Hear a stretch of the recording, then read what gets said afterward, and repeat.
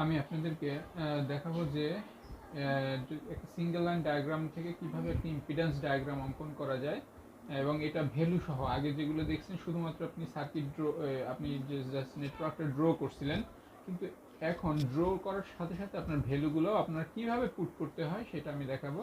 তো এখানে দেখেন এই যে টোটাল নেটওয়ার্কের ভিতরে কিছু ডেটা দেওয়া আছে, যেমন প্রত্যেকটা, যেমন জেনারেটরের ক্ষেত্রে একটা পাওয়ার দেওয়া আছে, ভোল্টেজ দেওয়া আছে এবং পার ইউনিট রিঅ্যাক্ট্যান্স দেওয়া আছে। সিমিলার ওয়েতে যেমন এই ট্রান্সফর্মারের ক্ষেত্রে একটা পাওয়ার দেওয়া আছে, ভোল্টেজ লেভেল দেওয়া আছে এবং একটা রিঅ্যাক্ট্যান্স দেওয়া আছে। এটা পার্সেন্টেজ, জাস্ট এটা পার ইউনিট করলে 100 দিয়ে ভাগ হবে, 100 দিয়ে ভাগ হলে 0.1 আসবে আর কি, এত পার ইউনিট। সো এইটা আপনি কিভাবে করবেন, একটা কথা মনে রাখবেন যে এই এই সিস্টেমের যে ভ্যালুগুলো দেওয়া আছে এগুলো ওল্ড হিসাবে ধরবেন, ওল্ড, এবং আমরা যেটা বের করবো সেটা হচ্ছে নিউ। অর্থাৎ আপনি যখন ফাইনালি যে ডায়াগ্রামটা অঙ্কন করবেন, লাইক এখানে দেখতে পারবেন, যেমন এখানে যেটা আমি ফাইনাল যেটা রিঅ্যাক্ট্যান্স ডায়াগ্রাম ড্র করবে সেটা হচ্ছে এরকমের। সো এখানে কিন্তু আপনার যে ভ্যালুগুলো আগে যেগুলো ছিল এগুলো কিন্তু চেঞ্জ হয়ে যাবে। তো চেঞ্জ হয়ে গেলে সেটা, সেই ভ্যালুগুলো আমাকে এখানে বসাতে হবে। সো সেটা আমাকে কিন্তু ক্যালকুলেট করে বের করতে হবে যে আমার যে রিঅ্যাক্ট্যান্স যেটা দেওয়া, যেমন এখানে যেমন রিঅ্যাক্ট্যান্স যেটা দেওয়া আছে লাইক 0.2 পার ইউনিট, আর এখানে 0.10 পার ইউনিট, যদি পার ইউনিটে কনভার্ট করি। সো এই ভ্যালুগুলো কিন্তু এখানে দেখেন চেঞ্জ হয়ে গেছে, এখানে কিন্তু চেঞ্জ হয়ে যাবে আর কি। হ্যাঁ, সো এটা কিভাবে ক্যালকুলেশন করবেন এটা একটু বলি। সেটা হচ্ছে এটার জন্য আপনাদের একটা ফর্মুলা আছে, এবং এই ফর্মুলাটা হচ্ছে কিসের, যে জেনারেটর এবং ট্রান্সফরমার পার্টের জন্য। হ্যাঁ, ফর্মুলাটা হচ্ছে, লক্ষ্য করেন, খুব গুরুত্বপূর্ণ ফর্মুলা। এটা হচ্ছে যে শুধু হচ্ছে জেনারেটর এবং ট্রান্সফরমার পার্টের জন্য, সেটা হচ্ছে যেমন এক্স ওল্ড, মানে তার আগে যেটা দেওয়া আছে, হ্যাঁ, ইন্টু হচ্ছে এমভিএ নিউ আর এমভিএ ওল্ড। এখানে একটা কথা বলে রাখি, নিউটা মানে হচ্ছে বেইজ এমভিএ, যেটা হচ্ছে মানে নিউটা হচ্ছে আসলে বেইজ এমভিএ যেটা। সো এখানে কিলো ভোল্ট, যেটা kilo volt by kilo volt, এখানে হচ্ছে এই প্রথম যেটা, এটা হচ্ছে ওল্ড, মানে যেটা প্রশ্ন দেওয়া ছিল। আর নিউ মানে আপনি যে বেসটা আপনি বের করছেন, কিলো ভোল্ট বেস, সেটা এটা স্কোয়ার করলে এটা বের হয়ে যাবে। এই ফর্মুলাটা হচ্ছে জেনারেটর এবং ট্রান্সফরমারের যে নতুন রিঅ্যাক্ট্যান্স কত আসবে সেইটা বের করার জন্য। অর্থাৎ আমি যেহেতু রিঅ্যাক্ট্যান্স ডায়াগ্রাম অঙ্কন করব, লক্ষ্য করেন, যেমন আমি ফাইনালি ড্র করবো কি রিঅ্যাক্ট্যান্স ডায়াগ্রাম বা ইম্পিডেন্স ডায়াগ্রাম, তো সেইখানে কিন্তু ভ্যালুগুলা আমি যেগুলো আসবে সেটা কিন্তু রিঅ্যাক্ট্যান্সের ভ্যালুগুলো আসবে। সুতরাং এখানে যে আমার মেইন যে ডায়াগ্রামটা আছে, মেইন ডায়াগ্রামে এই যে রিঅ্যাক্ট্যান্স যেগুলো আছে এগুলো কিন্তু চেঞ্জ করতে হবে, চেঞ্জ করে নতুন রিঅ্যাক্ট্যান্স বের করতে হবে, হ্যাঁ, ফর্মুলার মাধ্যমে। সো এখানে যেটা বলতেছিলাম, তো সূত্রটা কি, যেমন এটা হচ্ছে আপনার মেইন সূত্র। সো এখানে দেখেন, আপনি প্রথমে আছে জেনারেটর ওয়ানের জন্য আসেন, জেনারেটর ওয়ানের ওল্ড বলতে যেটা কোশ্চেনে দেওয়া আছে, কোশ্চেনে এখানে লক্ষ্য করেন, কোশ্চেনে কত দেওয়া আছে, 0.2 পার ইউনিট, তাহলে এটা আসবে স্বাভাবিক, এটা আসলে 0.2। আর এমভিএ নিউ, নিউ বলতে আসলে যেটা বেজ, আপনাকে বলেছিল কোশ্চেনে 50 এমবিএ বেস, সো এখানে এই জন্য 50 আসছে। আর এমবিএ ওল্ড, এটার যেমন এইটা এখানে লক্ষ্য করেন, এখানে এমবিএ ওল্ড বলতে যেটা এটার দেওয়া ছিল আর কি, কোশ্চেনে যেটা এটার উপরে উল্লেখ ছিল সেটা, যেমন 20 এমবিএ, এটা হচ্ছে তার ওল্ড। হ্যাঁ, তো এটা আসলো। আর একই সাথে বলে রাখি ভোল্টেজ যেটা, এইটাও তার ওল্ড, মানে যেটা দেওয়া ছিল আগে থেকেই। হ্যাঁ, সো এইটা। আর বেস নিউ কোনটা, যেমন কিলো ভোল্ট, নিউটা বলছে কি বেস, যেমন কোশ্চেনে যেমন এই জেনারেটর ওয়ানের জন্য বেস কত বলে দিচ্ছে, 13.8 KV in the generator circuit, in the circuit of G one. হ্যাঁ, সো এইখানকার জন্য কিলো ভোল্ট নিউ যেটা সেটা হচ্ছে 13.8, মানে যেটা বললো বেস কেভি। সো এখানে আসেন এবার। তো এই ফর্মুলাতে দেখেন আপনি এমভিএ নিউ বাই এমভিএ, এটা বলছি, এখানে কিলোভোল্ট ওল্ড হচ্ছে যে 13.8 এবং নিউ হচ্ছে সেম। সো এটা ক্যালকুলেশন করলে এটা 0.5 পার ইউনিট আসবে। হ্যাঁ, সো এটা গেল। এরপর দেখেন আপনার পরের যে জেনারেটর টু, জেনারেটর টু কোথায়, এইটা হচ্ছে আপনার জেনারেটর টু। তো জেনারেটর টু এর 30 এমভিএ, এটা তার ওল্ড এমভিএ। হ্যাঁ, সো ওল্ড এমভিএ, আর এইটা তার 0.2 পার ইউনিট। ঠিক আছে, তাহলে আমি এখানে লক্ষ্য করেন, এখানে হচ্ছে এই ফর্মুলাতে জি টু নিউ, এখানে দেখেন এই মূলত সূত্র এইটা, তাই না? তো এখানে এক্স ওল্ড মানে তার যে আগের যে রিঅ্যাক্ট্যান্স কত দেওয়া আছে, 0.2 পার ইউনিট। আর এমভিএ নিউ, নিউ হচ্ছে আমি বলছি যে কোশ্চেনে যে বেস এমভিএ যেটা দেওয়া থাকবে সেটা সবার জন্য সেম। সো ওখানে 50 এমভিএ কে বেস ধরতে বলছিল, সো এখানে 50 এমভিএটা সেম। হ্যাঁ, আর 30 এমভিএ সেটা তার এই যে কোশ্চেনে বলা আছে 30 এমভিএ যেটা, এটা তার দেওয়া ছিল, সো এইটা বসলো, এটা ওল্ড হিসেবে আমি ধরে নিছি। সো এইটা হচ্ছে আমার 30 এমভিএ। হ্যাঁ, ইন্টু হচ্ছে আমার kilo volt old by kilo volt new, new নিউটা মানে হচ্ছে বেস। হ্যাঁ, আর ওল্ড হচ্ছে যেটা কোশ্চেনে দেওয়া আছে, কোশ্চেনে কত দেওয়া ছিল, যেমন কোশ্চেনে এখানে বলা আছে যেমন এটা 18 কেভির একটা জেনারেটর, 18 কেভি। সো আমি এখানে 18 কেভি আমি বসালাম। হ্যাঁ, সো এখানে নিউটা আমার কত আসবে, নিউটা আসবে হচ্ছে যে এখন আপনাকে বেস এই এই এই এখানকার জন্য বেস কত, অর্থাৎ এই যে জেনারেটর 2 পার্টের জন্য বেস কত এটা কিন্তু বের করতে। দেখেন আপনার জেনারেটর 1 এর জন্য বেস বলা ছিল 13.8 কেভি। সো আপনাকে যেটা করতে হবে এখান থেকে যে এই ভোল্টেজটাকে এখানে কনভার্ট করতে হবে, অর্থাৎ এই সাইডে নিয়ে আসতে হবে। এই সাইডে নিয়ে আসতে কত আসে সেটা আমরা এর আগের একটা ভিডিওতে করে দেখেছিলাম, বা ইভেন এখানেও করে দেখানো যায়।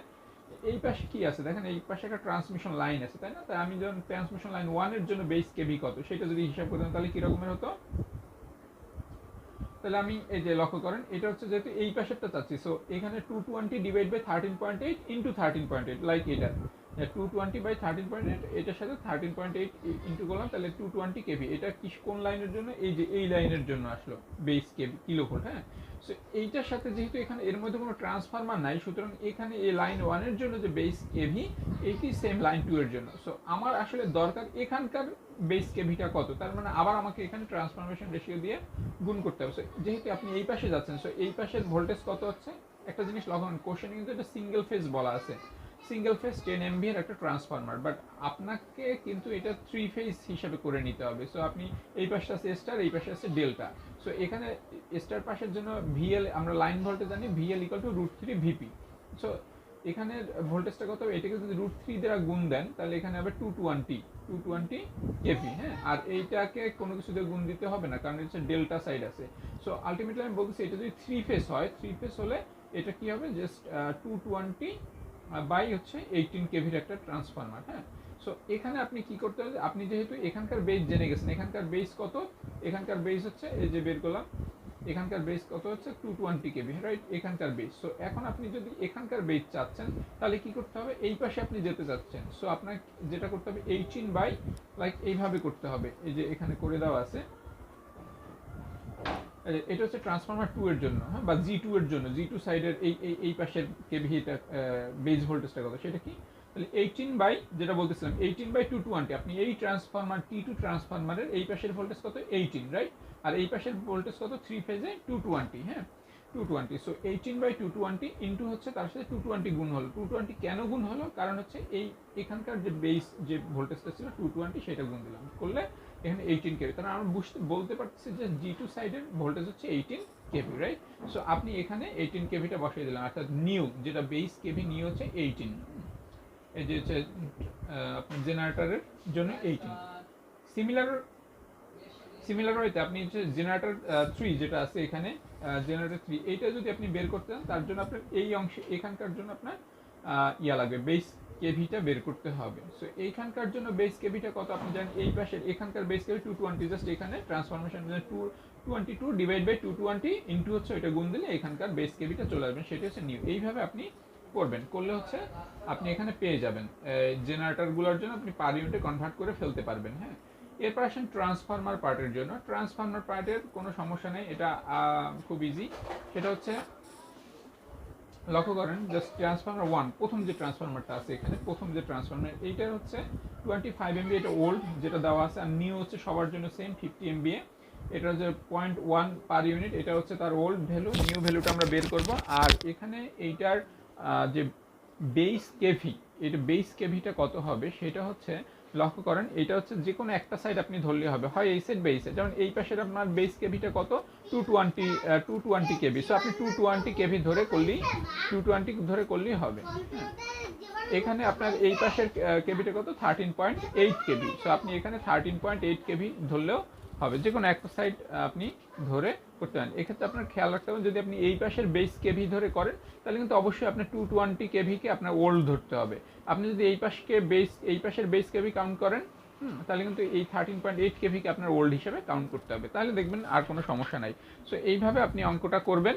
যেমন আমি একটা জিনিস দেখাই, ট্রান্সফরমার 1 এর জন্য 0.1 তার কোশ্চেনে দেওয়া ছিল 50/25, যেটা হলো MVA old, MVA new by old.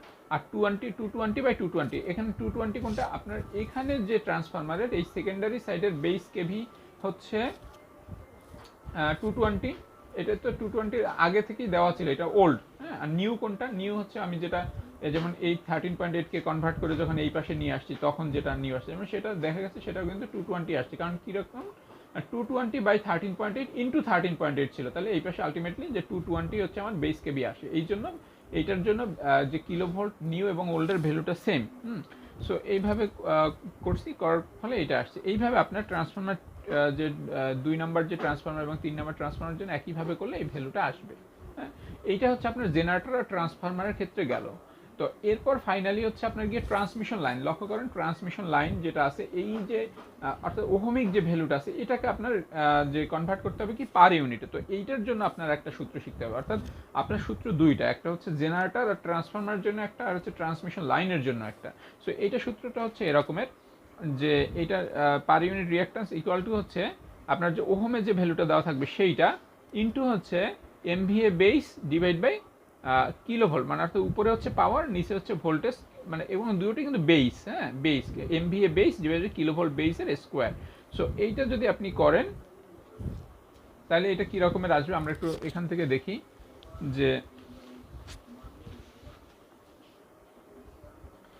তো এইটা হচ্ছে আমার সেই সূত্রটা। তো এখানে দেখেন এই যে ট্রান্সমিশন লাইন 1-এর এইটা হচ্ছে 80 ওহম হচ্ছে আমার রেজিস্ট্যান্স। তো এখানে 80 ওহম বসলে যে এক্স, যেটা এই যে সূত্রটা আসলে এক্স ওল্ডই মানে হচ্ছে আমার যেটা কোশ্চেনে দেওয়া আছে কত 80 ওহম, তাহলে এখানে আমার 80 ওহম এখানে বসে গেল। হ্যাঁ, এমভিএ বেস আমি জানি সবার জন্য সমান 50 এমভিএ সব জায়গায়।